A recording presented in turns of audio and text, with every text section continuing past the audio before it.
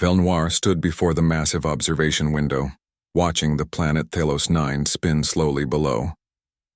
The world looked peaceful from this distance, but Velnoir knew better. For 3 years, the surface had been a killing ground. The Dravak Empire had turned it into a fortress, and every species that tried to take it back had failed.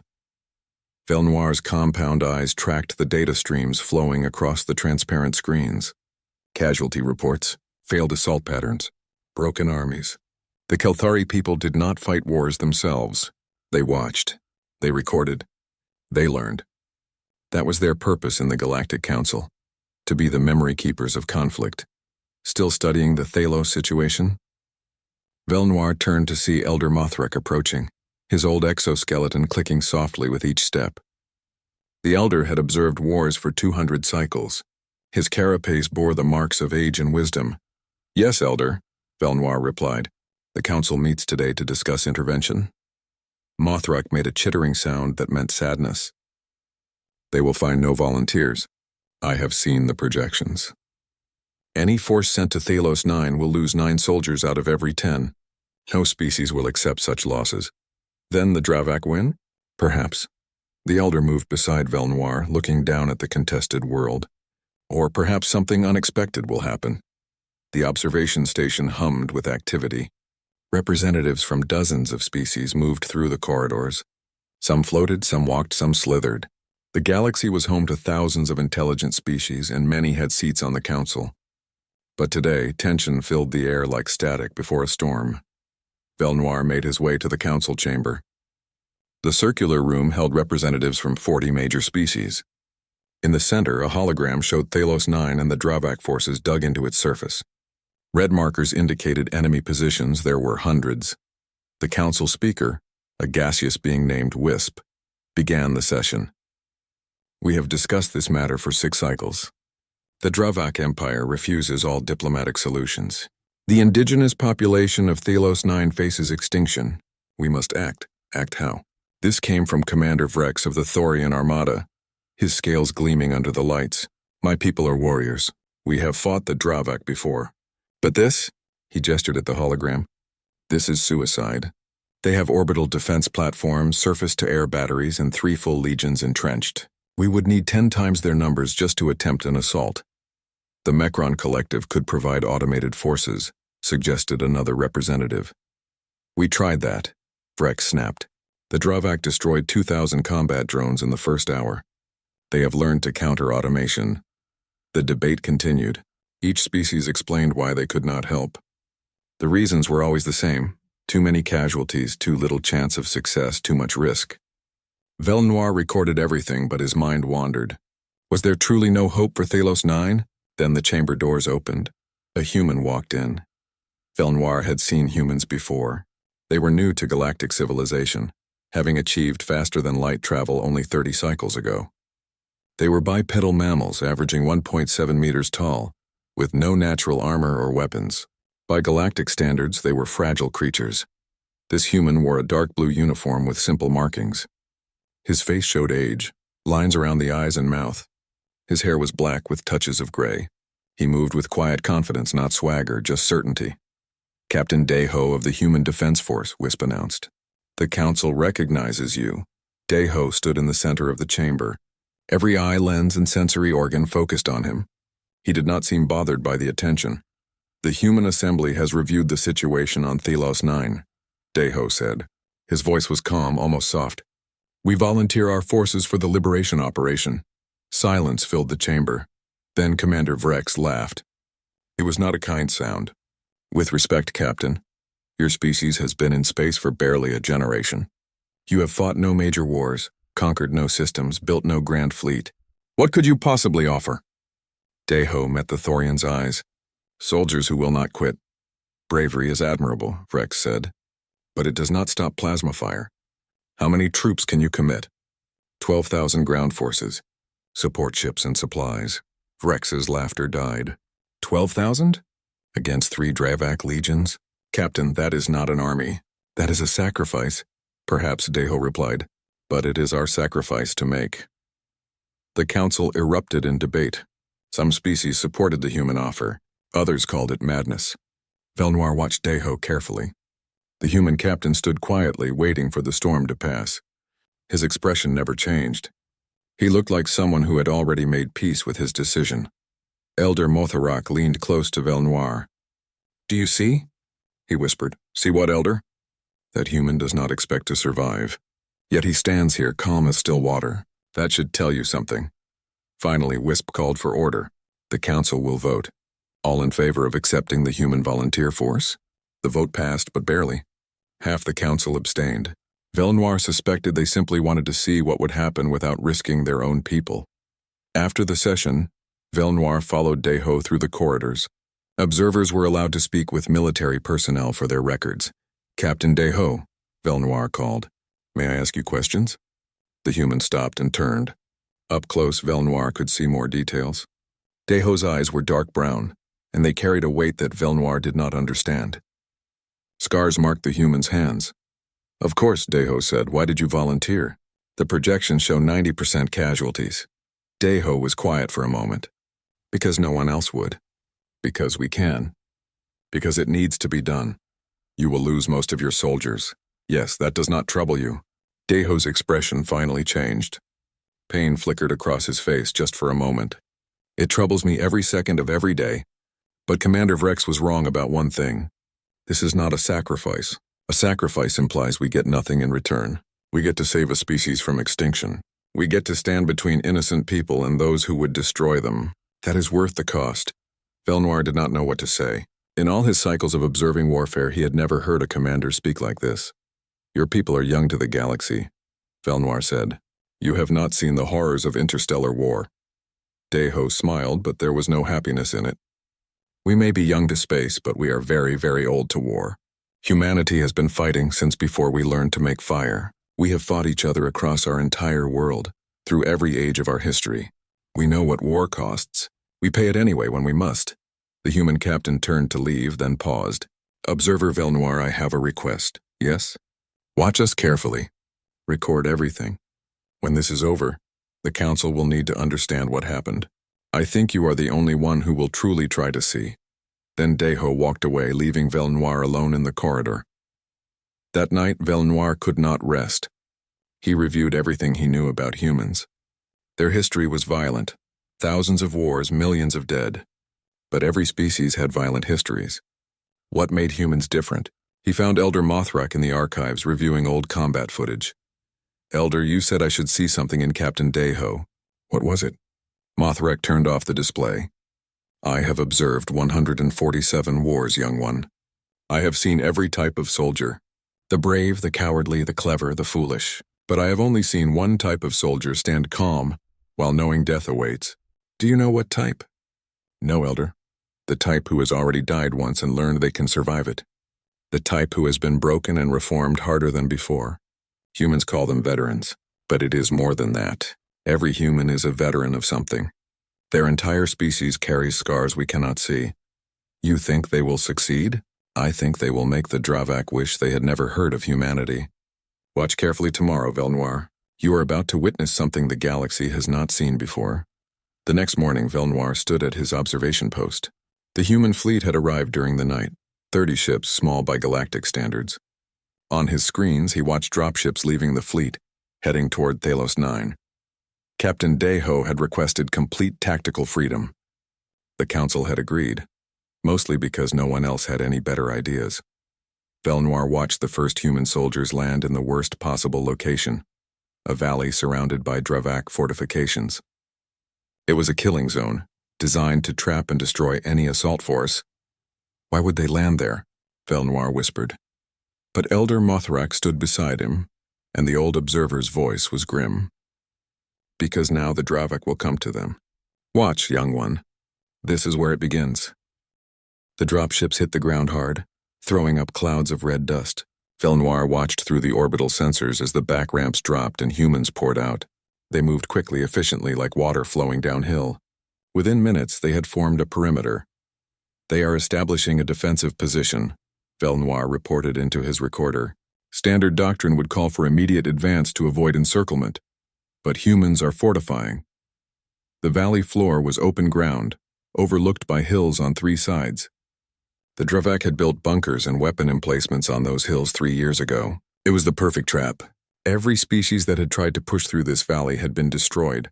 Lieutenant Hyunwoo led the first squad. Velnoir had his biodata on file.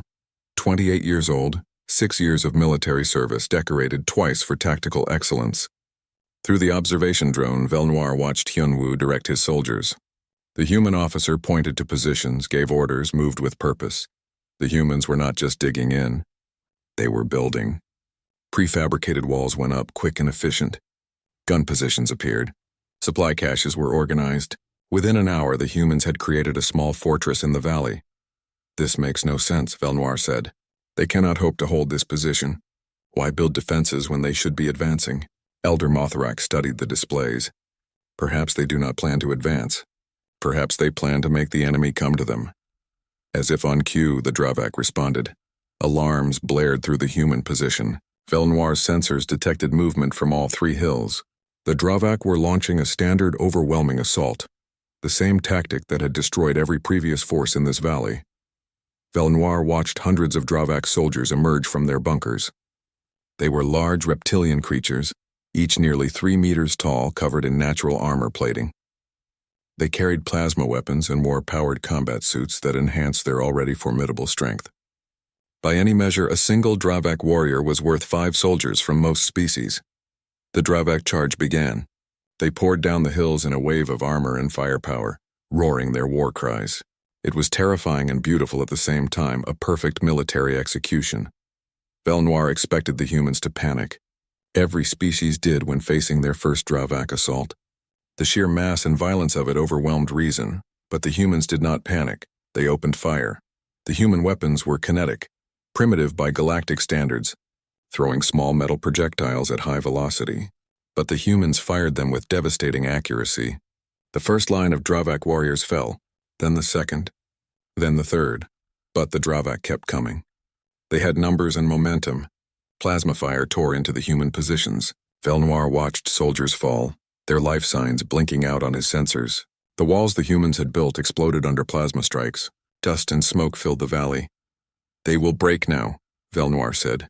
"No species can withstand this pressure." But the humans did not break.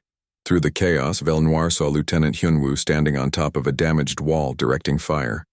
A plasma bolt hit near him and he staggered but did not fall. He kept shouting orders. His soldiers kept fighting. One section of the human line began to collapse. Dravak warriors broke through, roaring in triumph.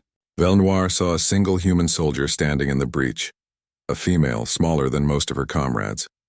Her designation was Private Jinnah, combat medic. Jinnah should have retreated. Any tactical manual would say so. But she did not retreat. She stood her ground.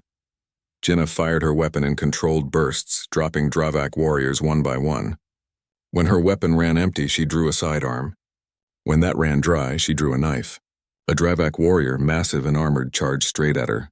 Jinnah threw herself at its legs, blade flashing. The warrior fell, another came. Jinnah rolled aside, grabbed a fallen rifle, and kept fighting. She was bleeding from multiple wounds. Her armor was cracked. By all logic, she should have been dead or fleeing, but she held the breach. "Impossible," Velnoir whispered. "She cannot survive this." For 47 minutes, Jinnah held that position alone. She fought with her rifle, her pistol, her knife, her hands. Other human soldiers tried to reach her, but the Dravak attack was too intense. She was isolated, cut off, surrounded. She never stopped fighting. Finally, the Dravak assault began to falter. They had expected a quick victory, but the humans had made them pay for every meter. Bodies littered the valley floor, most of them Dravak. The attackers pulled back to their bunkers. Human medics ran forward. They reached Jinnah just as she collapsed. Velnoir's sensors showed her life signs flickering but stable. She had survived. When the smoke cleared, Velnoir assessed the battle. The humans had held their position, but 40% of their force was dead or wounded. By galactic standards, that was catastrophic. No commander would accept such losses for such little gain, but the humans had held. That night, Velnoir reviewed the battle recordings. He played Gina's stand over and over, trying to understand it. How had she survived? Why had she not retreated? He decided to access her service record. It took some time. Human military databases used unfamiliar encryption. But eventually he found her file. Jin-Ah was 24 years old. She had joined the military 4 years ago as a medic. Her specialty was emergency field medicine. Her record showed 17 commendations for treating wounded soldiers under fire. Her psychological evaluation noted, "Subject shows exceptional stress resilience and mission focus. Recommended for combat operations." There was a note from her commanding officer. Jin-Ah refuses to leave wounded soldiers behind. This has nearly gotten her killed 3 times. Also, this has saved 47 lives. Do not try to change her. Velnoir sat back processing this. Jin-Ah had not held the breach because of orders. She had done it because her wounded comrades were behind her, and she would not let anyone reach them. She had chosen near certain death to protect others. This was not logical. This was not tactical. This was something else entirely. The next morning, Velnoir attended the human command briefing. As an official observer, he was allowed access to these meetings. Captain Daeho stood before a holographic map surrounded by his officers. Lieutenant Hyunwoo was there, one arm in a medical brace. "Yesterday was the entry price," Daeho said. His voice was calm, as if discussing routine matters. "We paid it. Now we begin the real work. The Dravak will attack again," Hyunwoo said. "They think we are weakened." "Good. Let them think that." Daeho highlighted several positions on the map. "We hold this position for 3 more days. Every time they attack, we make them bleed. We do not need to defeat them yet. We need to make them afraid." "Afraid of what?" one of the officers asked. "Afraid that we will never stop. Afraid that no matter how many times they hit us, we will still be here." Daeho looked around the room. "The Dravak have numbers and technology, but they have never fought an enemy that refuses to quit. That is our advantage." Velnoir spoke up. "Captain, your losses were 40%. That is unsustainable." Daeho turned to him. "You are correct. We cannot sustain 40% losses every day, but we do not need to. Yesterday we absorbed their best punch and stayed standing. Today they will be more cautious. Tomorrow they will be worried. Next week they will be afraid. That is how we win, not by being stronger, but by lasting longer." After the briefing, Velnoir approached Lieutenant Hyunwoo. The young officer was studying a tactical display, planning defensive positions. "Lieutenant, may I ask a question?" Hyunwoo looked up. "Of course, observer." "Yesterday, during the battle, I saw you standing exposed to enemy fire while directing your troops. You could have commanded from a protected position. Why did you not?" Hyunwoo seemed puzzled by the question. "Because my soldiers needed to see me. If I hide while asking them to fight, why would they follow? But you nearly died. Yes, so did they. That is the job." Hyunwoo turned back to his display. "Observer, I do not know how other species wage war, but humans learned a long time ago that leadership means standing with your people, not behind them. If I am not willing to take the same risks I ask of them, I am not fit to command." Velnoir returned to his observation post, his mind churning. He had watched wars for cycles, but he had never seen soldiers who fought like this. The humans had turned something that should have been a disaster into something that looked almost like a victory. They had lost badly by any normal measure, but somehow they had won. Over the next 3 days, the Dravak attacked twice more. Each time the humans held. Each time the humans paid in blood. But each time the Dravak paid more. By the end of the 3rd day, the Dravak stopped attacking the valley. They had learned that charging the human position was too costly. They would need a new strategy. Velnoir compiled his report. Human forces have established a defensive position in Grid Valley against overwhelming Dravak superiority. Despite losses exceeding 40%, unit cohesion remains strong. Human soldiers display exceptional resilience under fire and unusual willingness to accept casualties in pursuit of objectives. Psychological evaluation. Human forces appear to operate under different tactical assumptions than standard galactic doctrine. Elder Mothrak read the report and made a chittering sound. "You are beginning to see." "See what, Elder?" "That we have been thinking about war incorrectly." Week 2 began with silence. The Dravak had stopped their frontal assaults, and the humans used the time to strengthen their positions. Velnoir watched as supply ships brought reinforcements and equipment. The humans transformed Grid Valley from a forward position into a permanent base. But something was happening that Velnoir did not immediately understand. The humans were not preparing to defend. They were preparing to attack. This makes no sense, Velnoir told Elder Mothrak. They barely survived the Dravak assaults. Now they plan offensive operations? Different species, different logic, the Elder replied. Watch and learn. The first human night raid happened on day 9. Velnoir was reviewing supply manifests when alarms sounded across the Dravak positions. His sensors showed confusion in the enemy lines, weapons firing randomly, soldiers scrambling, chaos spreading through 3 separate bunker complexes. Then, as quickly as it started, the chaos stopped. The humans had withdrawn. Dawn revealed the damage. 3 ammunition depots destroyed, 47 Dravak soldiers dead, and every sensor array on the northern hill offline. The human casualties? 0. How did they accomplish this? Velnoir demanded, reviewing the recordings. But the answer made him uncomfortable. The humans had attacked at night when most species had poor visibility. They had moved silently, struck quickly, and vanished before the Dravak could respond effectively. The Dravak commanders must have thought it was luck. They reinforced their defenses and prepared for the next assault. The next night, humans hit 6 different locations simultaneously. Then they did it again the next night. And the next. By week 3, the Dravak were not sleeping. They kept full patrols active around the clock, burning through their soldiers' rest cycles. But the humans kept coming. Small teams, never more than 6 soldiers slipping through the darkness like ghosts. They destroyed supplies, killed sentries, and sabotaged equipment. Velnoir began tracking Dravak radio communications. The translation software picked up increasing frustration in their messages. They were calling the humans night demons and shadow hunters. Fear was entering their voices. On day 17, Velnoir attended another human command briefing. Commander Sungmin was present, an older human who had arrived with the reinforcements. She was in her 50s, with gray hair and sharp eyes that missed nothing. The night operations are working, Sungmin said. The enemy is exhausted and paranoid. But we cannot win through raids alone. We need to implement the next phase. What is the next phase? Hyunwoo asked. Sungmin smiled. Persistent pressure. We make them understand that they will never have rest, never have safety, never have a moment when they can relax. We will grind them down not through single battles, but through endless small cuts. Over the next weeks, the human strategy unfolded.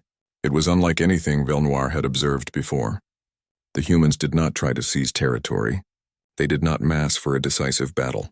Instead, they maintained constant, unrelenting pressure on every Dravak position.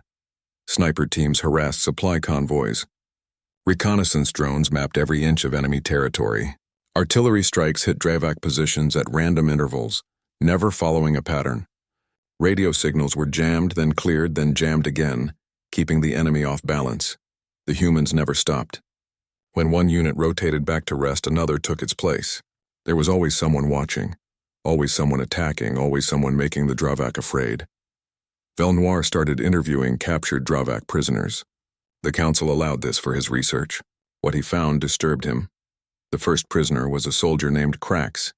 He had served the Dravak Empire for 12 cycles and fought in 7 campaigns. He sat in the detention cell, his massive frame hunched, his reptilian eyes darting nervously. Tell me about the humans, Velnoir asked. Krax's clawed hand trembled. They are not natural. No species fights like this. Explain. In every war there are rhythms. Attack, defend, rest, regroup. But the humans have no rhythm. They attack at any time, from any direction. You can never predict them. You can never prepare. Krax leaned forward. I have killed many enemies in my service to the Empire. I have never feared any of them. But these humans, they do not stop. You kill one and 2 more come. You destroy their position and they build a new one. You wound them and they keep fighting. Another prisoner, a Dravak officer named Vesh, told Velnoir, we thought we had won on the first day. We saw how many humans died. Any normal species would have retreated. But they stayed. And then we realized they calculated those deaths. They expected them. They accepted them as the price of holding that valley. What kind of species does that? By week 6, the Dravak behavior began to change. They started making mistakes. Patrols took inefficient routes to avoid human ambush sites. Commanders second-guessed their orders. Soldiers hesitated before following commands. Velnoir compiled data on both forces. The numbers told a strange story. The humans were still outnumbered 3-1. They had fewer heavy weapons, weaker armor, and slower vehicles. By every metric they should have been losing, but human morale was increasing. Soldiers who should have been exhausted were volunteering for extra duties. Units that had suffered heavy casualties maintained discipline and effectiveness. It was as if hardship made them stronger. Meanwhile, Dravak morale was collapsing. Soldiers who had fought successfully for 3 years were now requesting transfers. Officers were filing reports claiming the position was untenable. The mighty Dravak Empire, which had conquered dozens of worlds, was being worn down by a species they had never heard of 6 months ago. On day 43, Velenoir witnessed something that crystallized everything. A human supply convoy was ambushed by a Dravak raiding party. It should have been an easy victory for the Dravak. 15 warriors against 5 human soldiers guarding supply trucks. The human soldiers took cover and fought back. One of them was Jinnah. The medic Velenoir had watched hold the breach on the first day. Her unit had been rotated back to escort duty, supposedly a safe assignment. The firefight lasted 8 minutes. When it ended, all 15 Dravak warriors were dead. 3 human soldiers were wounded, but none were killed. Jinnah had personally treated her wounded comrades while also fighting off attackers. Velenoir reviewed the combat footage. What struck him was not the fighting, it was what happened after. The wounded humans refused evacuation. They bandaged their injuries, reloaded their weapons, and continued escorting the convoy. When medical personnel arrived, the wounded soldiers had to be ordered to accept treatment. Jinnah's comment, recorded by her helmet camera, summed it up. "We are fine. Just scratches. The supplies need to reach grid base." Velenoir showed this footage to Elder Mothrak. How is this possible? They were wounded badly enough to require surgery, yet they wanted to keep working. The Elder studied the footage carefully. "I think I am beginning to understand humans. They do not view themselves as individuals who happen to be soldiers. They view themselves as soldiers who happen to be individuals. The mission is not separate from them, it is part of their identity. That is disturbing. Yes, it also means they are nearly impossible to break. You cannot threaten them with death, they have already accepted it. You cannot wear them down with hardship. Hardship refines them. You cannot make them quit. Quitting violates their nature." By week 8, the situation on Thelos 9 had shifted fundamentally. The Dravak still held most of the territory. Their fortifications were still strong. Their numbers were still superior. But they had lost something more important: initiative. The humans were dictating the pace of the war. They decided when and where fights happened. They chose which Dravak positions to pressure. They controlled the tempo. Commander Sungmin's strategy was working. The Dravak Empire was learning that holding territory meant nothing if you were too exhausted and paranoid to use it. Velenoir compiled his weekly report. Human forces have implemented a doctrine of persistent pressure, unprecedented in galactic warfare. Rather than seeking decisive battles, they maintain continuous operational tempo designed to exhaust enemy morale and decision-making capability. Dravak forces show increasing signs of psychological stress despite maintaining numerical and material superiority. Assessment: humans are fighting a different war than their opponents realize. That night, Velenoir found Commander Sungmin in the observation center studying maps. She was alone, which was unusual for such a senior officer. "Commander, may I speak with you?" Sungmin looked up and smiled. "Of course, Observer. I was hoping you would come by. I have been reading your reports." "My reports?" "The ones you send to the Council. They are quite perceptive." She turned back to the maps. "You are starting to understand how humans wage war." "I am trying. But I still do not fully comprehend. Your strategy seems designed to avoid decisive victory." "That is because decisive victory is a myth," Sungmin said. "Real wars are not won in single battles. They are won through accumulated advantages, through breaking the enemy's will to fight. We cannot defeat the Dravak in one engagement, they are too strong. But we can make them defeat themselves by exhausting them, by making them understand that victory is impossible. Not because we are stronger, but because we will never stop." Sungmin pointed to the map. "Look at these positions." Week 9 began with a transmission from the Dravak Empire. Velenoir was in the observation center when it came through. The message was broadcast on all frequencies, meant to be heard by everyone on Thelos 9 and in orbit. "This is High Commander Thrak of the Dravak Imperial Fleet.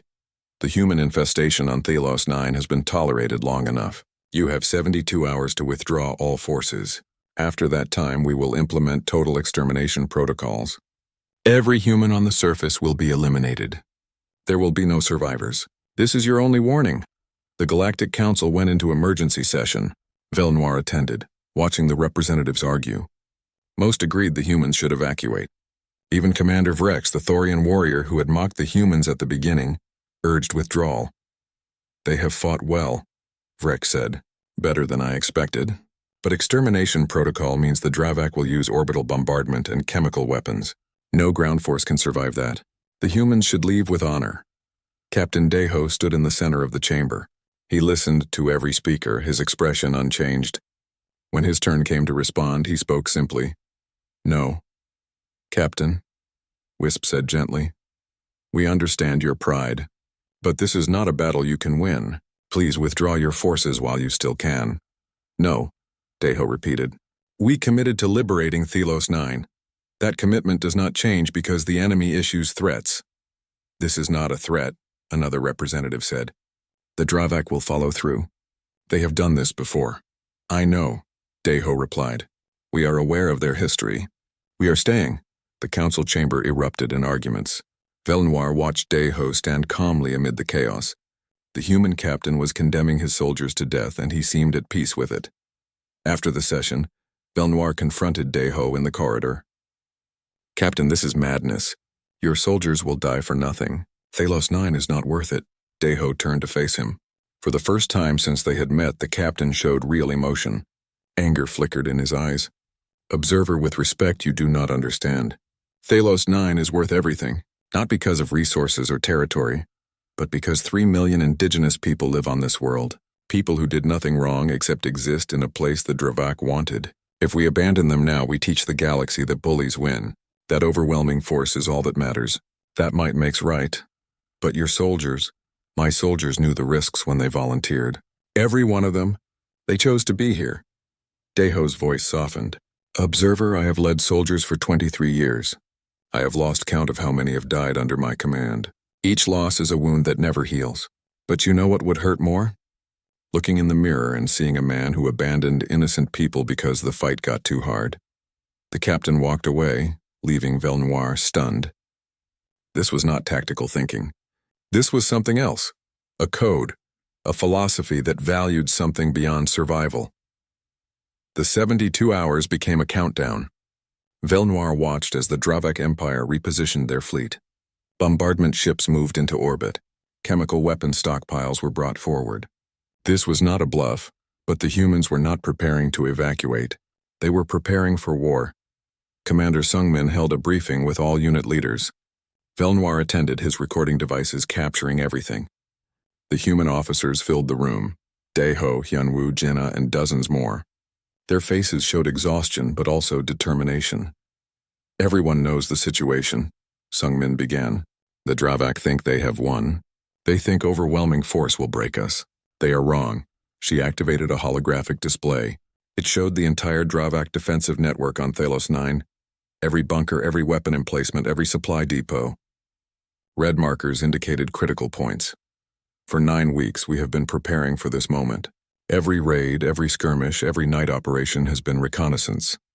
We have mapped their entire defensive structure. We know where they are strong and where they are weak.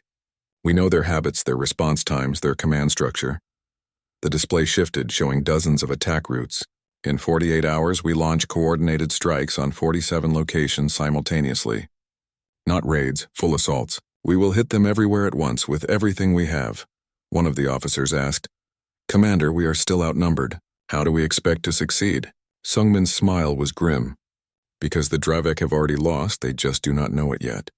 For 9 weeks, we have been teaching them to fear the darkness, to expect attacks from unexpected angles, to question every decision. They are exhausted, paranoid, and demoralized. When we hit them with full force, they will break. And if they do not, Hyunwoo asked, then we keep hitting them until they do. We have learned their tactics. Now we use those lessons to destroy them. After the briefing, Velnoir tried to understand the human strategy. It seemed impossible. They were still outnumbered. The Dravak still had superior firepower. But Sungmin had spoken with absolute confidence. He found Gina in the medical bay preparing supplies. She was organizing trauma kits with quick, efficient movements.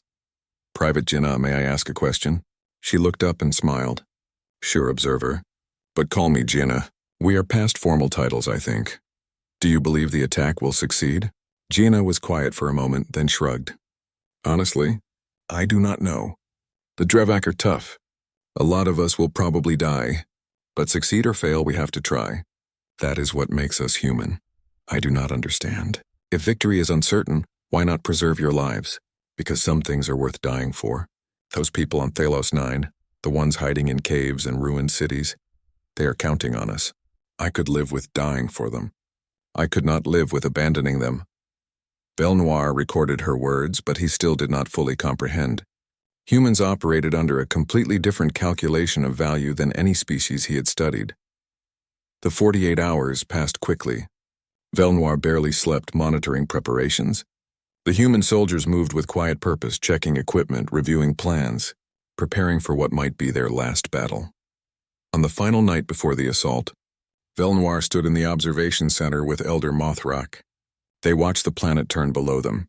"This will either be humanity's greatest military achievement or their greatest tragedy," the Elder said. "Which do you think it will be?" "Both, perhaps. That is the nature of war." At dawn, the assault began. 47 human units struck simultaneously. Belle Noire's sensors exploded with activity. Weapons fire, explosions, radio chatter, movement across the entire theater.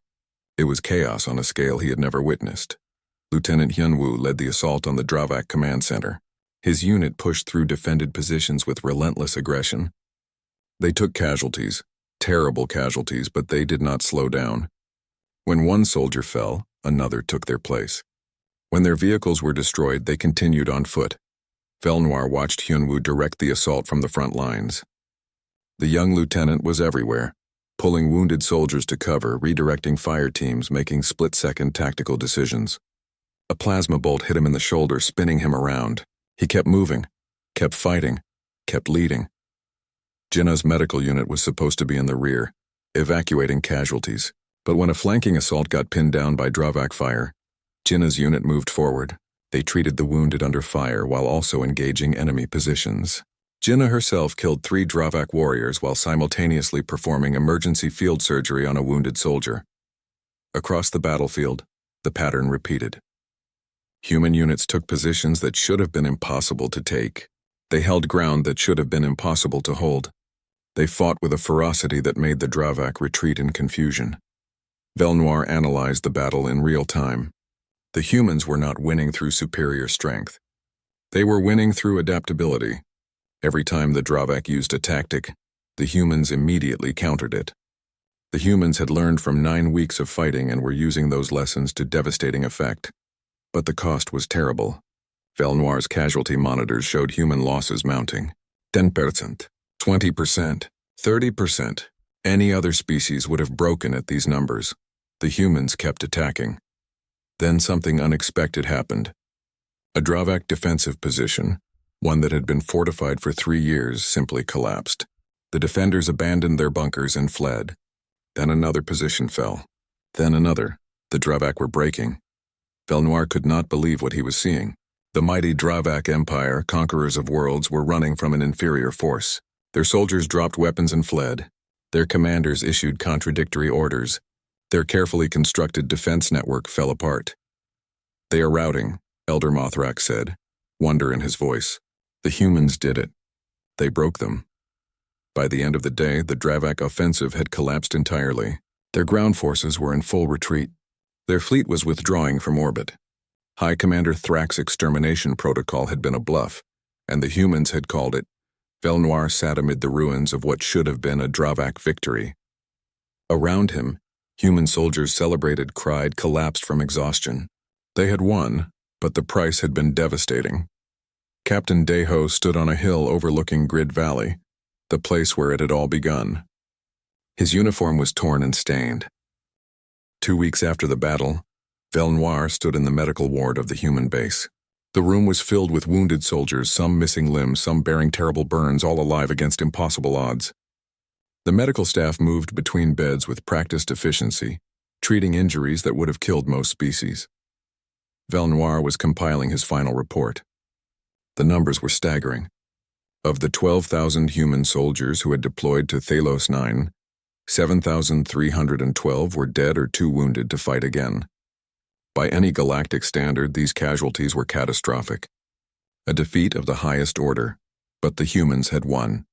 The indigenous population of Thalos 9 was free. The Dravak Empire had withdrawn completely. Their 3-year occupation ended in 12 weeks. The Galactic Council had declared it a liberation. Medals and commendations were being prepared. Yet as Velnoir walked through the medical ward, he saw little celebration. The wounded soldiers lay quiet, some talking softly with comrades, some staring at nothing. These were the faces of people who had paid too high a price for victory. He found Jinnah in a bed near the window. Her right arm was in a regeneration cast. Bandages covered her torso, but she was alive, and according to the medical charts, she would make a full recovery. "Jinnah," Velnoir said softly, "how do you feel?" She turned her head and smiled. It was tired but genuine, like I got hit by a transport vehicle. But I will live, so that is good. Your medical record says you sustained 17 separate injuries during the final assault. Any one of them could have been fatal, but they were not. That is what matters. She shifted in the bed, wincing. "How is the report coming?" "I am struggling with it. I have all the data, all the tactical analyses, but I cannot seem to explain what I witnessed. How do I tell the Council why humans won?" Jinnah thought about this. "Maybe do not try to explain the tactics. Explain the people. What do you mean?" "Every species looks at war as strategy and weapons and numbers. But for humans, war is personal. We do not fight for territory or resources. We fight for each other. During the battle, when I was pinned down and wounded, do you know what kept me fighting? No. I was thinking about the soldier next to me. His name was Timon. He was 20 years old, joined up because his family farm was failing and he needed to send money home. He liked to sing old folk songs when he thought no one was listening. During the assault, he got hit bad. I dragged him to cover, and he looked at me and said, 'Do not let me die here.' So I did not. I kept fighting because Timon needed me. He survived. That is why I fight. Not for abstract concepts, but for people like Timon." Velnoir recorded her words carefully. This was the key he had been searching for. Humans did not fight as individuals.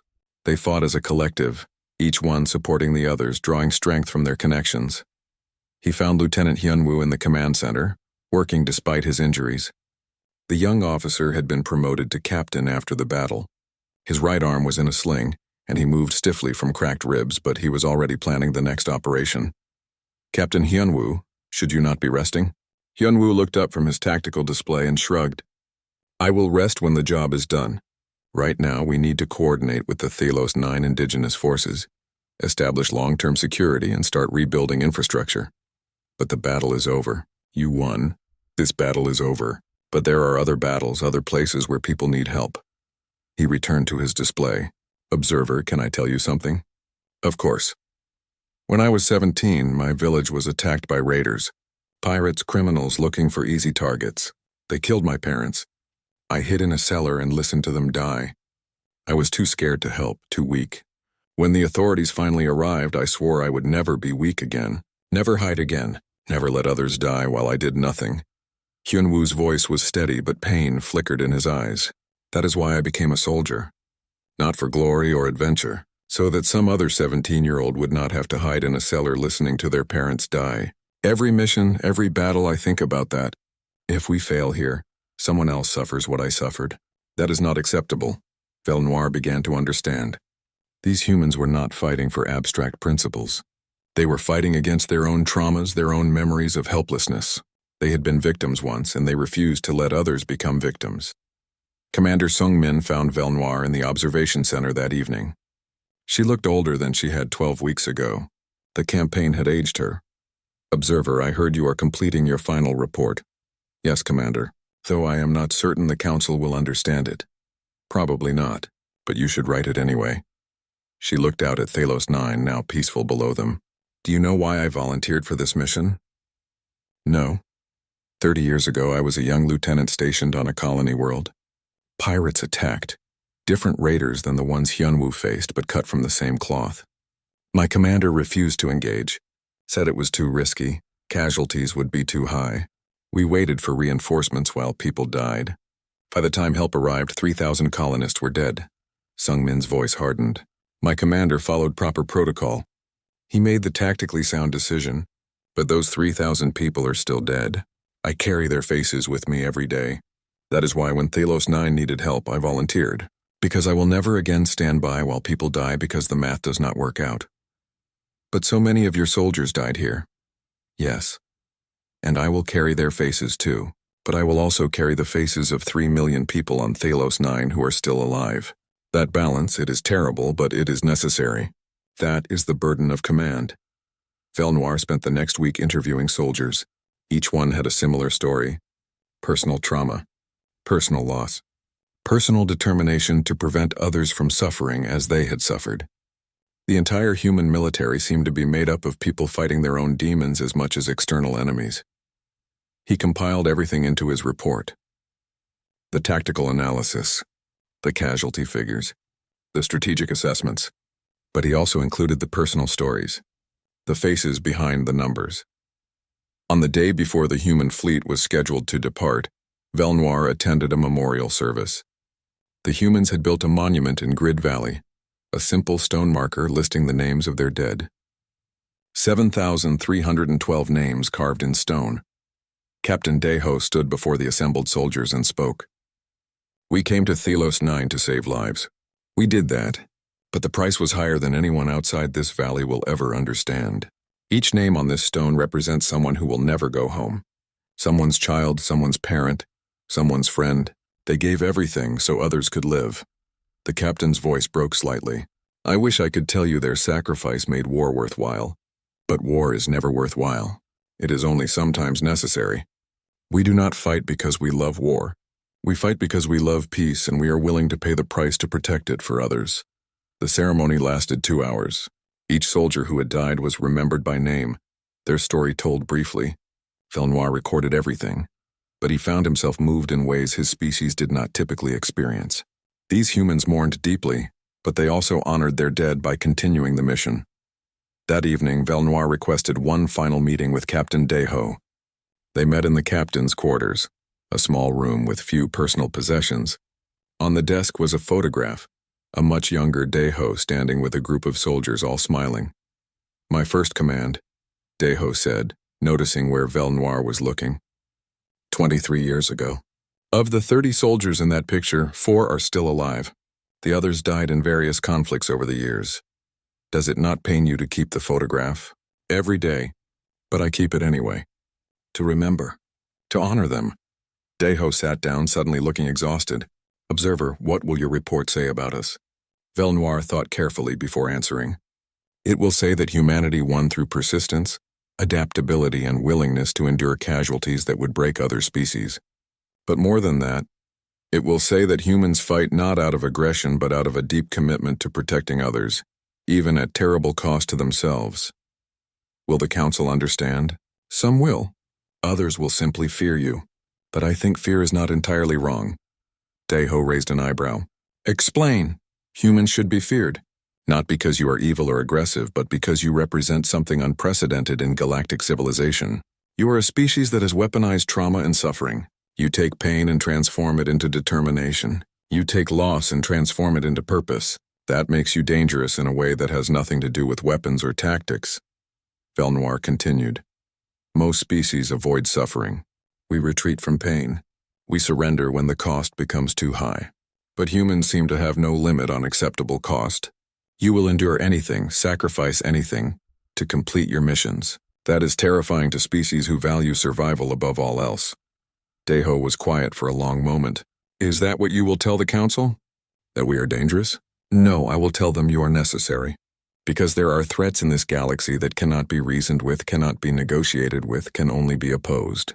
And when those threats emerge, we need someone willing to stand against them no matter the cost.